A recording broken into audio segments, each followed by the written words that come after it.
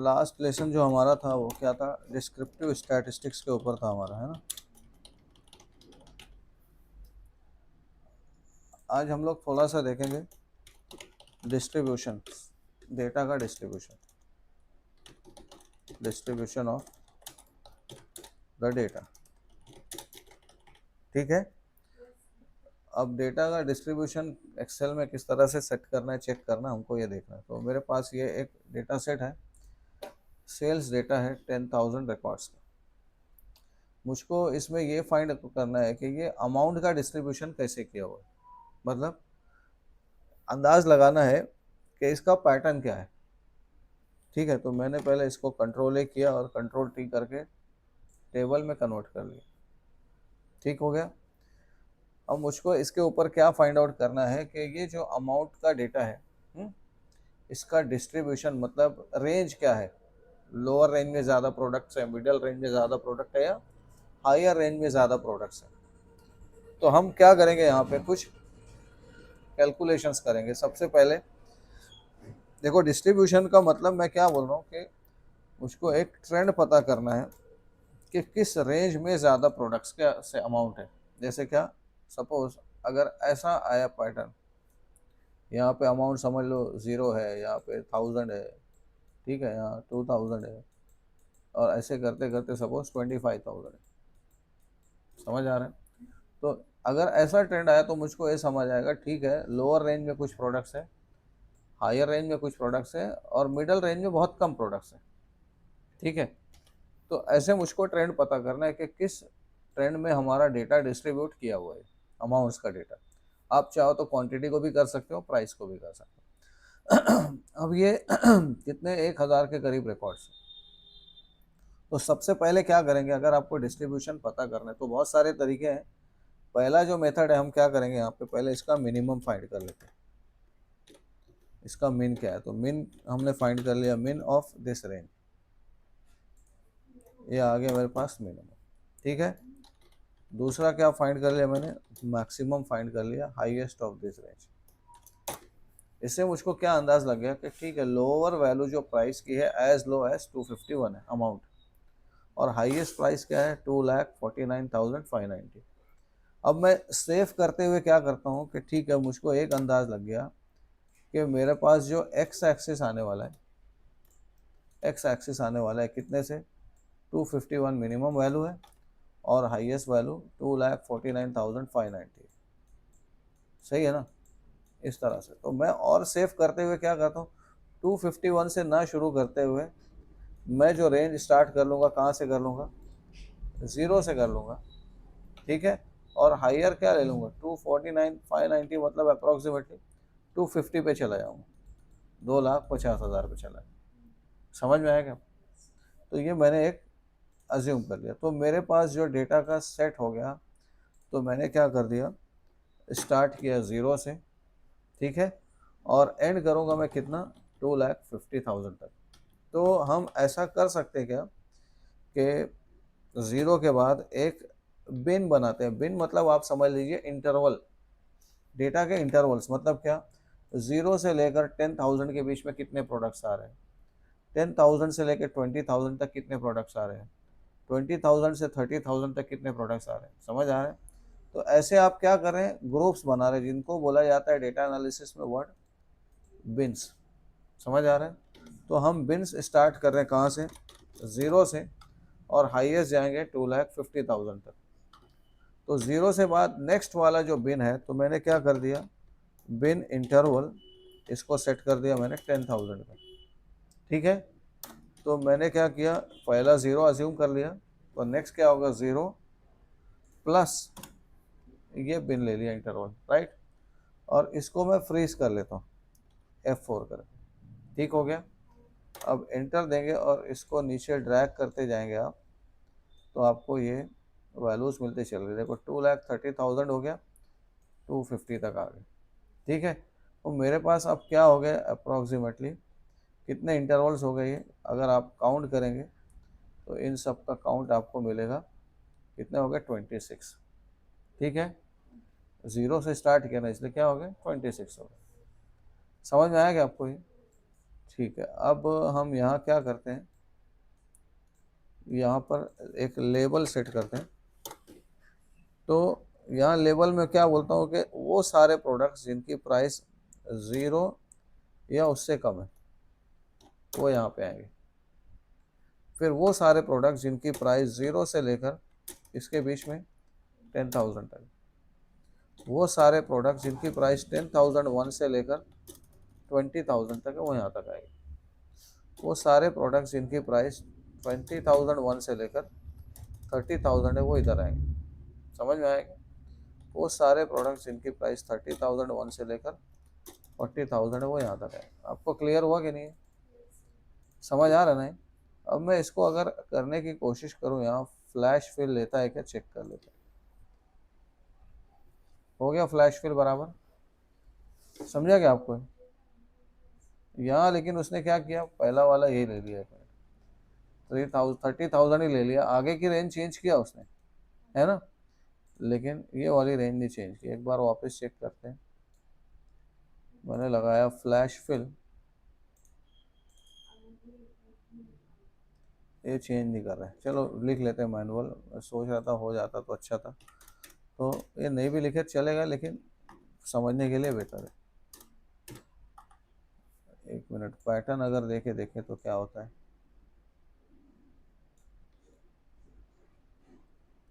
नहीं ले रहे, ठीक, चलो इसको नहीं भी लिखे तो चलता। मैं सिर्फ समझाने के बता रहा हूँ कि हम यहाँ काउंट करेंगे कि how many products are in the range 0 to 10,000। यहाँ क्या चेक करेंगे, how many products are from 10,001 to 20,000। ठीक है, तो अब इधर काउंट करना, 0 से कम तो कुछ भी नहीं है, शुरुआत यहाँ से नहीं होगी, यहाँ से होगी। ठीक है, तो हम क्या करेंगे, इक्वल टू एक फंक्शन आता है उसको बोलते हैं फ्रीक्वेंसी। फ्रीक्वेंसी फंक्शन क्या करते हैं, देखो, calculates how often values occur with in the range. Frequency function क्या चेक करता है कि कितनी बार एक पर्टिकुलर वैल्यू इस रेंज में रिपीट हो रही है। मतलब मैं ये गिनना चाहता हूँ कि 0 से 10,000 तक कितने अमाउंट्स आ रहे हैं, और क्या देखना है, 10,001 से लेकर 20,000 के बीच में कितने अमाउंट्स आ रहे हैं। तो उसके लिए हम फॉर्मूला क्या अप्लाई करेंगे, इक्वल टू फ्रीक्वेंसी। ठीक है, फ्रीक्वेंसी का डेटा एरे क्या होगा, हमारा अमाउंट होगा, और कॉमा बिन्स का एरे क्या होगा, ये एरे जो मैंने बनाया। आपको समझ रहा है कि नहीं है? तो मैं यहाँ 0 से स्टार्ट करके लास्ट तक जा रहा हूँ। ये क्लियर हुआ? क्या आपको ऊपर लेना था यहाँ पे, सॉरी, फ्रीक्वेंसी, और यहाँ से लिया मैंने डेटा एरे, कॉमा, ये बिन्स की एरे यहाँ से लेकर इधर तक। ठीक है, और इसको आप जब ब्रैकेट कंप्लीट करके इसको देखिए ध्यान से, आप क्या करेंगे, लॉक कर देंगे। समझ आ रहा है आपको? इसको क्या कर देंगे आप, लॉक कर देंगे। तो F4 बनाया, लॉक कर दिया। तो इसमें तो कोई प्रोडक्ट नहीं आया, प्रोडक्ट्स दिखाना चाहिए। एक सेकंड, बिन्स एरे, एक सेकंड, इक्वल टू फ्रीक्वेंसी, और डेटा एरे हमारा यही होगा, कॉमा, एक मिनट चेक करता हूँ बिन्स एरे का एक वैल्यू। हाँ ठीक हो गया। मैंने क्या किया था, पूरे एरे सेलेक्ट किया, मुझको बिन की एक कैटेगरी सेलेक्ट करना था, मतलब 0 या उससे कम कोई प्रोडक्ट नहीं है, लेकिन 10,000 से छोटे कितने हैं, 92 अमाउंट्स है, और 10,001 से 20,000 के बीच में कितने हैं, 184 प्रोडक्ट्स हैं। अब इन सब का यहाँ पे डेटा हमारे पास आया। अभी भी मेरे को थोड़ा इत्मीनान नहीं हो रहा है, 2 मिनट है।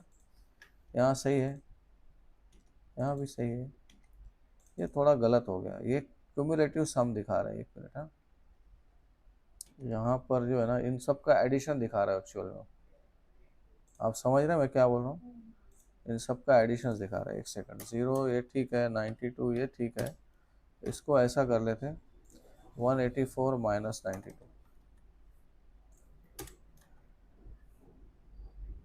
और अभी ऑटो फिल करता हूँ मैं, 1 मिनट चेक करने कितना आ रहा है। ठीक हो गया। अभी देखिए प्रोडक्ट सही से दिखा रहा है। अब ये क्या किया मैंने, आप समझ लीजिए इसने क्या किया एक्चुअल में। फिर से देखो, ये फ्रीक्वेंसी जो मैंने कैलकुलेट किया, तो इसने क्या किया, ऐड करता चला गया। यानी मैंने फ्रीक्वेंसी फाइंड किया, तो मैं देखना चाहता हूँ कि इस डेटा के अंदर ये वैल्यू कितनी बार 0 से कम तक प्रोडक्ट कितने बार आए, तो एक बार भी नहीं आए। नीचे किया तो फिर क्या बोला, 0 से 10,000 के बीच में प्रोडक्ट कितने बार है, 92 तक है। फिर एक ऑटो फिल किया तो क्या किया, वो 92 में आगे की वैल्यू ऐड कर ली, मतलब ये वाले 92 तो लिया उसने 10,000 तक के, और क्या हुआ 10,001 से 20,000 वाली वैल्यू भी ऐड कर ली उसमें। समझ आ रहा कि नहीं? तो ठीक है, यहाँ से हमने निकाल के अभी क्या कर लिया, वापस एक फॉर्मूला लगा लेंगे यहाँ कि ये 0 तो एज इट इज है हमारा। ठीक है, फॉर्मूला क्या लगा दिया मैंने, दिस माइनस प्रीवियस वन। ठीक है, मतलब इसमें से प्रीवियस वाला सब्ट्रैक्ट कर लो आप और ऑटो फिल कीजिए, तो अब हर कैटेगरी का आपको दिखेगा। मतलब क्या दिख रहा है, वो सारे प्रोडक्ट्स जो 10,001 से लेकर 20,000 के बीच में वो 92 है, 20,001 से लेकर 30,000 के बीच में कितने 93 प्रोडक्ट्स हैं। अगर आप इनका ओवरऑल सम देखेंगे तो कितने वैल्यूज आएंगी, ये आ जाएंगी आपके पास टोटल 1000 वैल्यूज, बराबर है।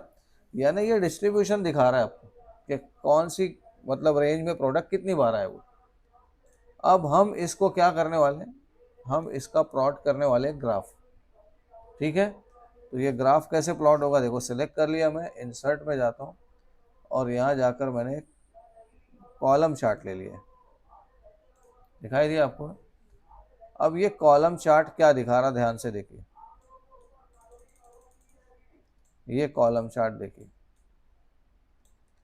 इसने क्या दिखाया, पहली रेंज में प्रोडक्ट्स 0 वाले जो छोटे प्रोडक्ट्स हैं वो कुछ भी नहीं है। सेकंड कैटेगरी कितने 92 है, थर्ड कैटेगरी कितने 92 है, फोर्थ कैटेगरी कितने हैं 93 है। समझ आ रहा है? अब यहाँ एक काम करेंगे, हम यहाँ लेबल्स लगा देंगे। क्या लेबल लगाएंगे, ये वाले लेबल। तो मैंने सेलेक्ट किया और डिज़ाइन में जाकर सेलेक्ट डाटा करता हूँ और क्या कर देता हूँ, एडिट, और एडिट में ये लेबल लगा रहा हूँ मैं। आप समझे कि नहीं, ये बनाने का मकसद क्या था, आपको क्लियर हुआ अभी? तो ये दिखाएगा मुझको कि हाँ ठीक है, ये प्रोडक्ट्स इस रेंज में। इसको मैं थोड़ा सा फैलाऊंगा, देखो अभी 0 से किसके बीच में 10,000 तक, 10,001 से बीच से लेकर 20,000 तक कितने प्रोडक्ट्स हैं। समझ आ रहा है आपको? अब क्या करते हैं, इसको और बेहतर करने के लिए मैं चार्ट का टाइटल हटाता हूँ, ये ग्रिड लाइन हटा दे रहा हूँ। मुझको एक पैटर्न दिखाने के लिए क्या करना पड़ेगा, इसके अंदर जाके मैं यहाँ जाता हूँ फॉर्मेट डाटा सीरीज में। ठीक है, फॉर्मेट डाटा सीरीज में जाके गैप फिट मैंने कम कर दिया, इसको ये 0 कर दिया। ठीक हो गया। और इधर जाके मैं क्या करता हूँ, यहाँ जाके बॉर्डर अप्लाई कर देता हूँ, इसका सॉलिड बॉर्डर। कोई भी कलर लगा दो आप बॉर्डर का, जैसे मैंने ब्लैक कर लिया, थिकनेस लगा दिया क्लोज का। ये जो हमारे सामने दिख रहा है प्लॉट, ये प्लॉट एक इंडिकेट क्या कर रहा है कि अगर आप इसके लेवल्स को ऑब्जर्व करो तो आपको दिख रहा है कि ऐसे प्रोडक्ट्स ज़्यादा है जिनकी प्राइस 0 से लेकर 50,000 के बीच में, और ऐसे प्रोडक्ट्स बहुत कम है जिनकी प्राइस क्या है 2,50,000 या 2 लाख से ऊपर के प्रोडक्ट्स हैं। समझ आ रहा है कि नहीं? ये इसको देख के हमको अंदाज लग रहा है कि हमारा जो डेटा का ट्रेंड क्या है। समझ रहे कि नहीं? इसी को कहते हैं क्या, डिस्ट्रीब्यूशन। अच्छा, ये डिस्ट्रीब्यूशन मैंने कैसे प्लॉट किया, अभी मैंने प्लॉट किया इसको by using bar graph, right. हम इसको प्लॉट कर सकते हैं बाय यूजिंग लाइन ऑल्सो। कैसे लाइन से प्लॉट करना, देखिए हमने चार्ट बनाना सीखा है, तो मैं वापस जाके यहाँ से कहाँ गया, सेलेक्ट डाटा में गया। ठीक है, सेलेक्ट डाटा में जाने के बाद आप क्या करो, ऐड करो, बराबर। और ऐड में मैं सीरीज का नाम दे देता हूँ, जस्ट समझने के लिए लाइन नाम दे दिया सीरीज का। और यहाँ वैल्यूज़ में इरेज करके कौन सी वैल्यूज सेलेक्ट कर लूँगा, ये बिन्स की वैल्यूज जो हमने कैलकुलेट किया ना इधर, ये जो पर्टिकुलर बिन में क्या वैल्यूज आई वो सेलेक्ट कर लिया, ओके कर लिया, फिर ओके कर दिया। अब ये जो ऑरेंज वाली ग्राफ बनी हमारी, ये सेकंड वाली, हालांकि दोनों इक्वल दिख रहे, लेकिन मुझको इसको किस में कन्वर्ट कर देना, लाइन में। क्या करूँगा मैं, सेलेक्ट करके जाऊँगा, right click, change chart series type. हमने देखा ना इस तरह से, इसको सेलेक्ट करके मैंने क्या कर दिया, यहाँ से लाइन बना दी। क्लियर हो रहा है आपको ये? अब ये लाइन कर दोगे आप, यहाँ से ओके कर दोगे तो ये लाइन ड्रॉ हो गई आपकी।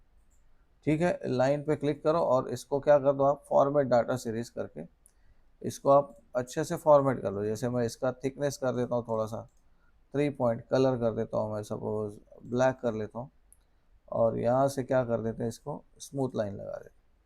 समझ में आया आपको? और एक काम क्या कर सकते हैं आप, ठीक है, इस चार्ट को, इस जो बनाया हमने पार चार्ट को, इसको थोड़ा फेंड कर लेते हैं, हल्का कर लेते हैं।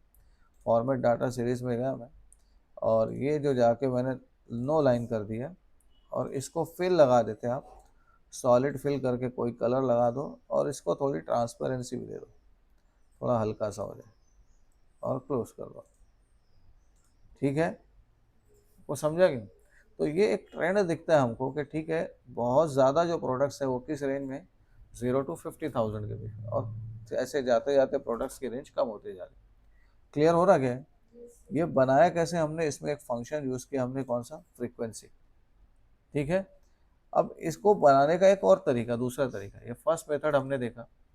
दूसरा मेथड क्या है, हम पिवट टेबल से भी ये काम कर सकते हैं। कैसे कर सकते हैं पिवट टेबल से, देखो आपके क्लिक करके इंसर्ट में जाइए और क्या लीजिए, पिवट टेबल।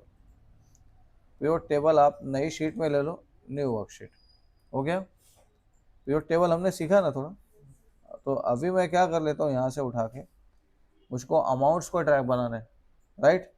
तो मैं क्या कर देता हूँ, अमाउंट को जाकर मैंने यहाँ से रख दिया वैल्यूज़ के अंदर। अब इसने क्या किया, अमाउंट का सम कर दिए, उसको सम नहीं करना है। मैं क्या कर देता हूँ, वैल्यू फील्ड सेटिंग में जाके यहाँ पे कैलकुलेशन हटा देना, 1 मिनट,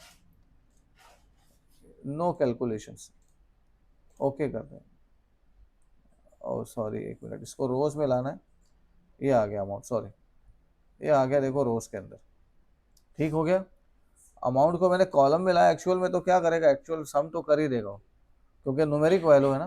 मैं उसको किस में लेकर आ गया, रोज में लेकर आ गया।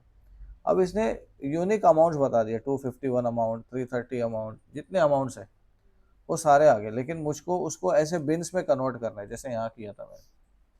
तो कैसे कर सकते हैं, देखो इधर राइट क्लिक कीजिए आप, ठीक है, और यहाँ देखो ग्रुप का ऑप्शन आ रहा है। ये ग्रुप में जाने के बाद आप इसको स्टार्टिंग फ्रॉम 0 एंड इट कहाँ तक कर लो आप, 2,50,000 तक, और सेपरेशन तो है बाय 10,000, राइट, हो गया। आप देखिए इसने बिन्स बना दिए यहाँ पे, क्लियर है।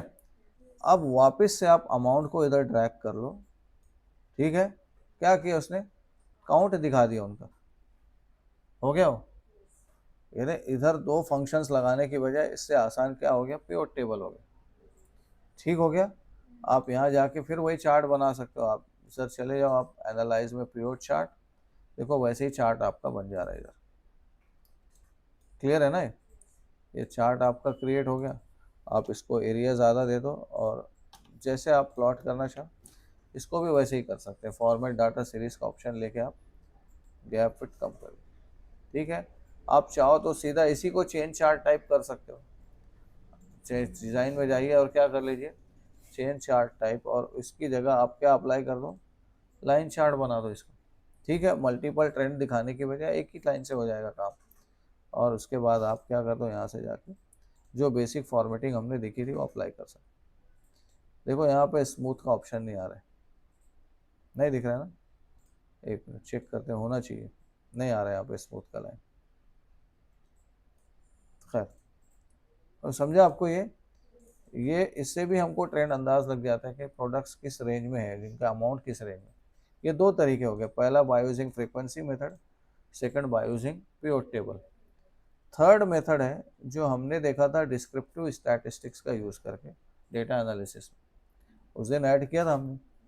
तो मैं अब इसका यूज़ करके करना चाहता हूँ, तो मैं डेटा एनालिसिस में चला गया, ठीक है। यहाँ जाके आपको लेना है हिस्टोग्राम, ऑप्शन क्या लेना है आपको, हिस्टोग्राम लेना है, और ओके कर लेना है, ठीक है। आपकी इनपुट की रेंज कहाँ, क्या है आपका इनपुट रेंज, तो ये आपका अमाउंट है ना, तो आप क्या करोगे, अमाउंट के कॉलम को सेलेक्ट कर लेंगे, ठीक है। अब बिन्स आपको सेलेक्ट करना पड़ेगी, क्या बिन्स है आपकी, समझेगे नहीं।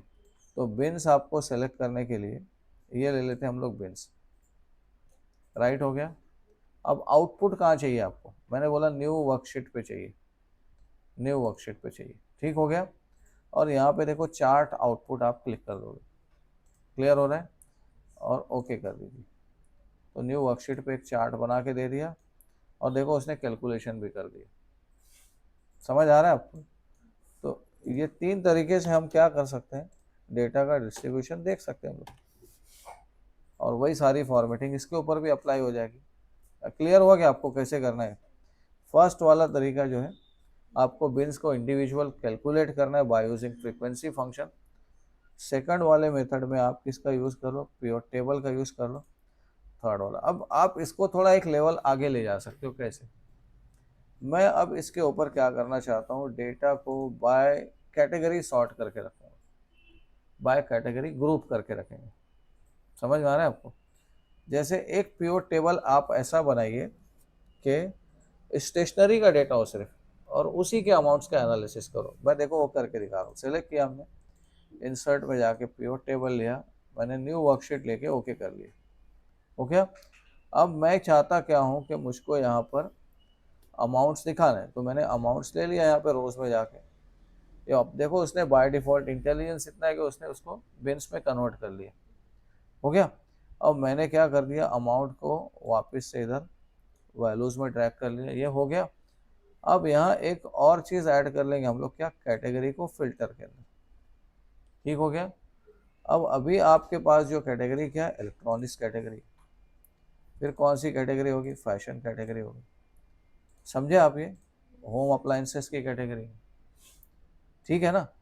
अब आप अगर इसका ट्रेंड देखना चाहते, क्या करें आप, क्या कर सकते हैं आप, इसको एक बार चार्ट बना दीजिए। आप कोई भी चार्ट ले लो आपको जो सूटेबल लगता है।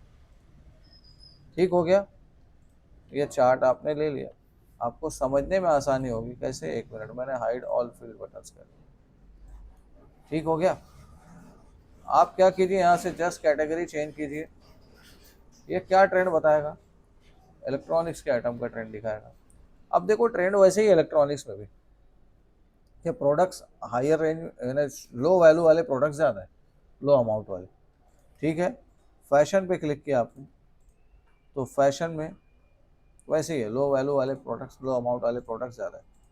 होम अप्लायंसेस में नियर अबाउट सारे प्रोडक्ट्स वही ट्रेंड फॉलो कर रहे हैं। समझे कि नहीं? आप क्लियर हो रहा कि नहीं? आप एक और लेवल का अप्लाई कर सकते हैं। ठीक है, मुझको कैटेगरी वाला फिल्टर नहीं लगाना, निकाल लीजिए। आप क्या कर दो, सिटी वाइज या पेमेंट मेथड का फिल्टर लगा लीजिए।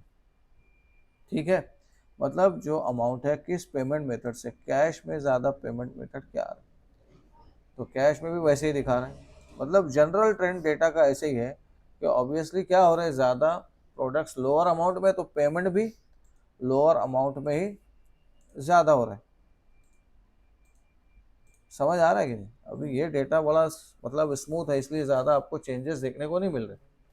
लेकिन अगर 3-4 साल का डेटा होता, ठीक है ना, उसमें हमको अंदाज लगता है कि 2013 में ये ट्रेंड है, 14 में ये ट्रेंड है, 15 में ये ट्रेंड है। पर्टिकुलर मंथ का और पीरियड का भी देख सकते थे आप एक पर्टिकुलर रेंज के प्रोडक्ट्स को हाईलाइट करके देख सकते थे कि इस रेंज के प्रोडक्ट्स का क्या परफॉर्मेंस आ रहा है। आप क्या कर लो, उस पर्टिकुलर प्लॉट को आप अलग कलर कर लो। यहाँ जाके फॉर्मेट डाटा पॉइंट, मैं क्या कर देता हूँ, इसको फिल कर लिया सपोज एक अलग कलर से। आपको एक पर्टिकुलर रेंज देखना था, कौन सी रेंज, 1,40,000 टू 1,50,000 में क्या है। समझ रहे कि नहीं? अब आप यहाँ चेंज कीजिए, देखिए क्या हो रहा है। हाँ, कैश में। ठीक है, तो यहाँ देख के लगा। अच्छा, आप चाहते हो एग्जैक्ट वैल्यू भी प्लॉट करना है यहाँ पे, आपको पता है वो डेटा लेवल का ऑप्शन आता है यहाँ पे। ठीक है ना, आप क्या लगा दीजिए यहाँ के डेटा लेवल में जाके आउटसाइड एंड इसको डाटा लेवल। अब सबको ना करते हुए सिर्फ क्या करो, आप इसी एक को शो करो। समझेगा मैं क्या बोल रहा हूँ? तो एक छोड़ के आप क्या करो, एक मिनट है, ये सब सेलेक्ट हो रहा है।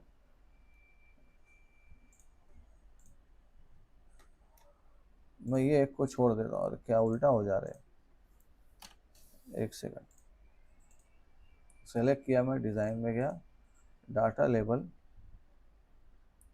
आउटसाइड एंड, हो गया। समझ रहे कि नहीं? तो 5 पेमेंट है जो कैश में रिसीव हुआ है, किसमें, 1,40,000 से 1,50,000 के बीच में। अब अगर आप यहाँ जाके देखिए, ठीक है, नेट बैंकिंग से कितना रिसीव हुआ, नेट बैंकिंग से 10 पेमेंट रिसीव हुआ उस रेंज में। समझ आ रहा है आपको? या आप यूपीआई चेक करेंगे तो यूपीआई से भी 3 पेमेंट ही रिसीव हुआ। आपको क्लियर हुआ? यानी पर्टिकुलर चीज़ को भी एनालाइज करना आसान होता है। तो ये प्योर टेबल हमारे लिए ज़्यादा फ्लेक्सिबल है ज़्यादा पावरफुल है as compare to other tools. समझा कि नहीं आपको ये? तो इस तरह से हम स्टैटिस्टिक्स का बेनिफिट लेकर ट्रेंड भी फाइंड कर सकते हैं, पर्टिकुलर चीज़ों को सॉर्ट आउट भी कर सकते हैं। क्लियर हुआ क्या आपको ये? ठीक, आज इसको ट्राई कीजिए, कोई दिक्कत है तो पूछो मुझको आप।